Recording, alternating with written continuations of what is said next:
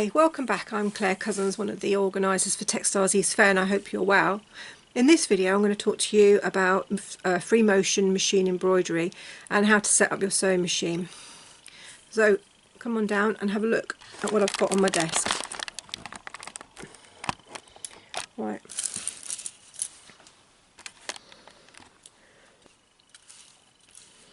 I've got a collection here of different types of they're either called darning feet or they're called free motion embroidery feet, and you need to check in your manual because you actually might have one of these feet in your machine and not be aware.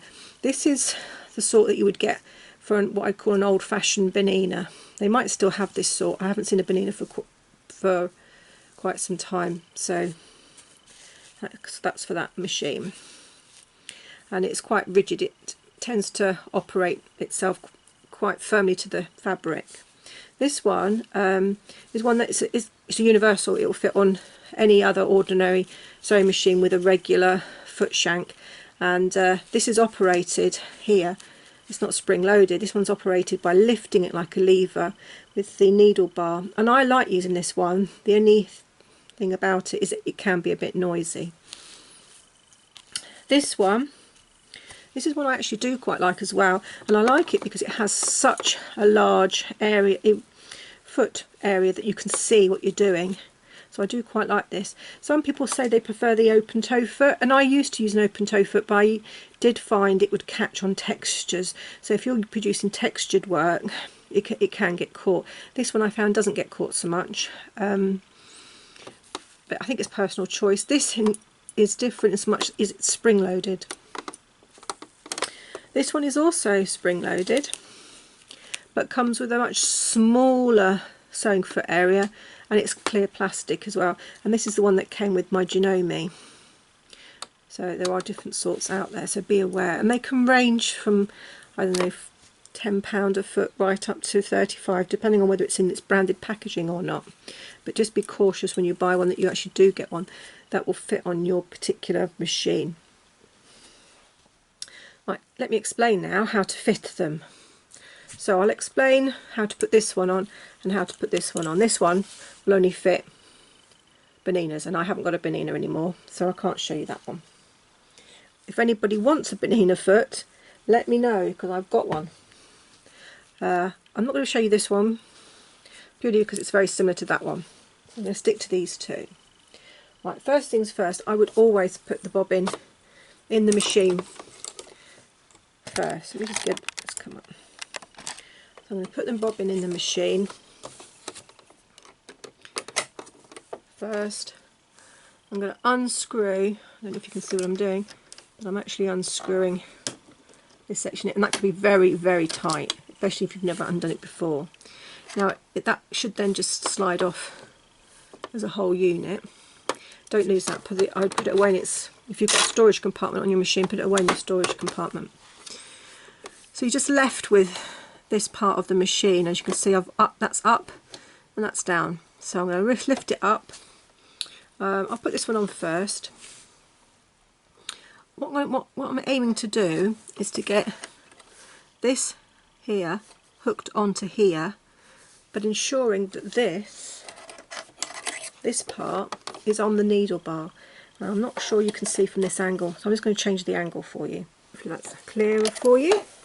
So what I'm going to do, I'm going to actually line up that 2 pins. The screw needs to go into there, so I'm going to line that up there. And you'll notice by doing that, my needle's in the way.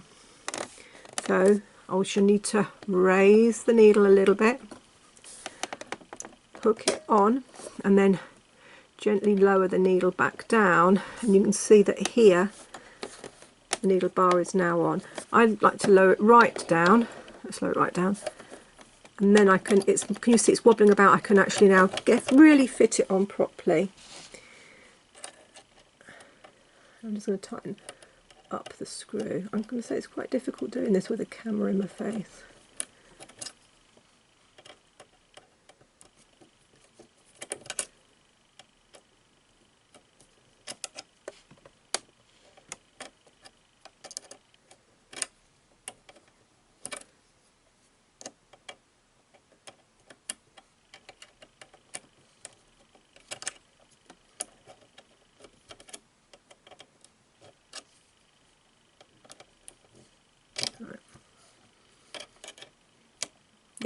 There, they're on.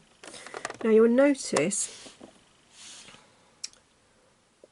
that the needle is to the side, because obviously I was doing something to the side when I last used the machine. I was going to turn the machine on. I'm just going to bring the needle up by hand first.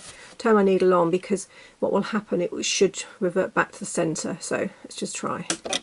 There we go.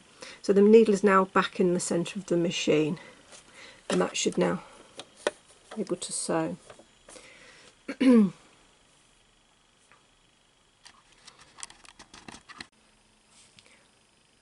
Right, what I have done, I have actually threaded up my machine now, and I've threaded the needle. You'll notice the foot's still up. The dog teeth are still up. Now, some machines have a dog teeth lowering system at the front of the machine. Mine has it at the back, and what I have to do for my machine, yours might be similar, so it's worth checking. Read the manual, is all I'm going to say. At the back of my machine here, I've got a lever, and you'll see that the teeth have gone down. As I say, some of the machines actually have it at the front somewhere, so do have a look. You might not, if you're unlucky, you might not be able to drop your dog teeth, and in that case you need to be looking for a plastic plate, and that will cover the dog teeth. I threaded the needle, and I'm now going to explain the next stage.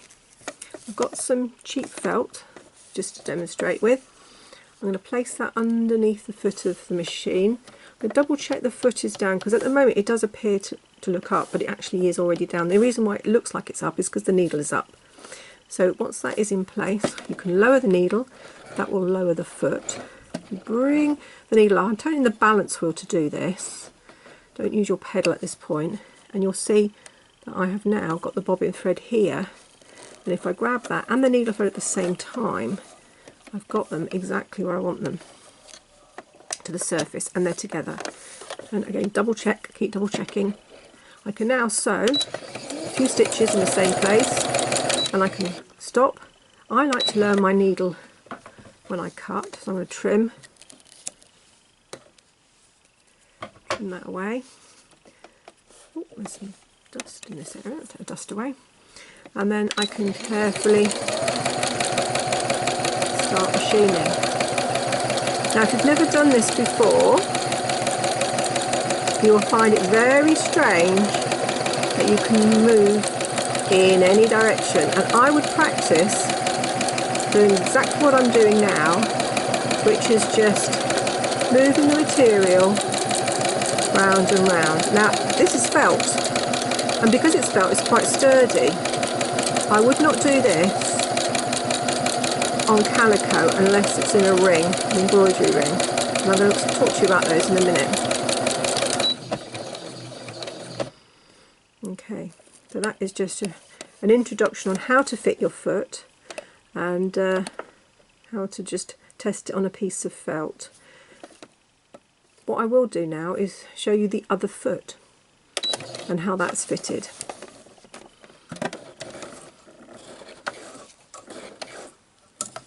Okay, so that's this foot, and let's show you the spring-loaded foot. So it's also a good way of seeing how I take this one back off. What I will remind you is when you do go back to normal sewing, please don't forget to re-engage your dog feed. Again, I had a lovely lady who bought a sewing machine and she thought it had broken it, but all she'd done is she'd forgotten to lift the dog feed.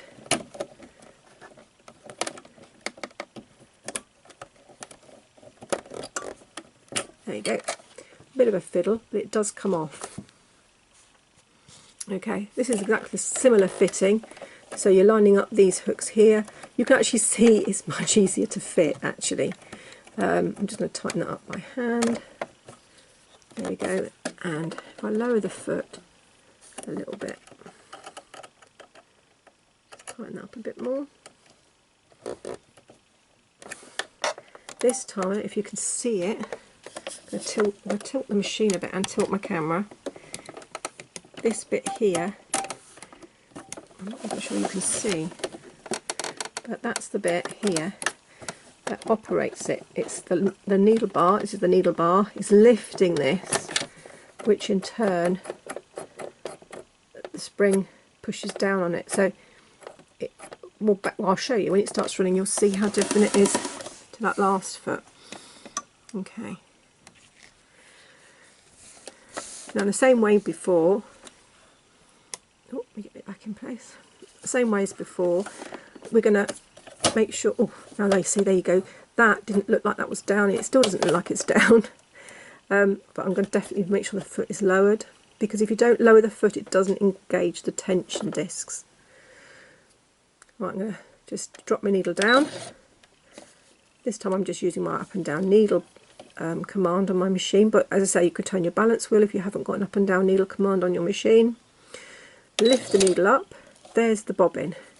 Bring them both forward, so underneath, both underneath the foot, like that.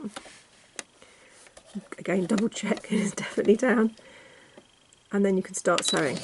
Again, do a little bit in the same area. Stop, needle down. That stops it moving. I just trim off. You could trim even closer afterwards. And that you can see it's bouncing up and down. It's probably a smoother bounce actually. That's nice to use as well.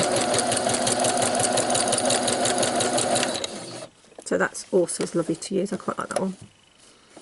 Lift the needle up and you can cut it off. That's just me showing. Again, I would recommend just practicing going round and round in circles first. Once you've mastered the art of going round and round in circles, then you can master more, and I will show you some more things you can have a go at in future videos. But this is purely an introduction of how to fit your feet and what you're looking to accomplish in the first stages. I hope you've enjoyed this, and I hope you found it useful.